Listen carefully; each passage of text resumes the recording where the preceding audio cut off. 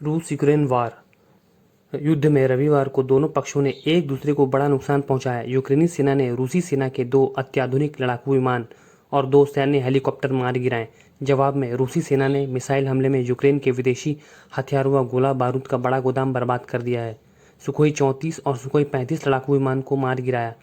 रूसी news website कॉमर्सेंट के अनुसार यूक्रेनी सीमा के नज़दीक रूसी आकाश में सुखोई 34 बम वर्षक और सुखोई 35 लड़ाकू विमान को यूक्रेनी सेना हमले में मार गिराया गया। इसी के नज़दीक रूसी सेना के 2 Mi अटैक हेलीकॉप्टर भी मार गिराए गए। बताया गया कि रूसी विमानों और हेलीकॉप्टरों को मिसाइलों और गाइडेड बमों से मार गिराया गया। ये घटनाएं रूस के ब्रियांस्क इलाके में हुई।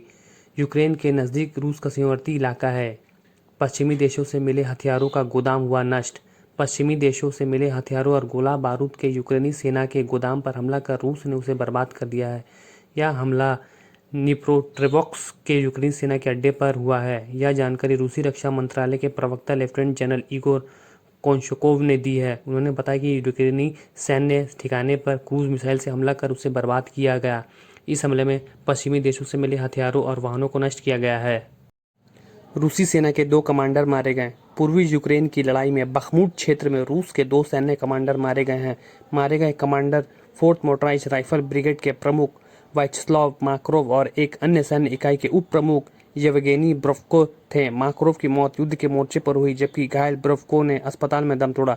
यूक्रेनी सेना के तेज हुए हमलों के चलते युद्ध मोर्चे पर यह स्थिति बनी। यह जानकारी रूसी रक्षा मंत्रालय ने दी है।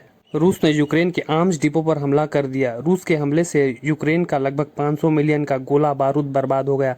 इसके बाद से धुएं का गुबार देखने को मिला।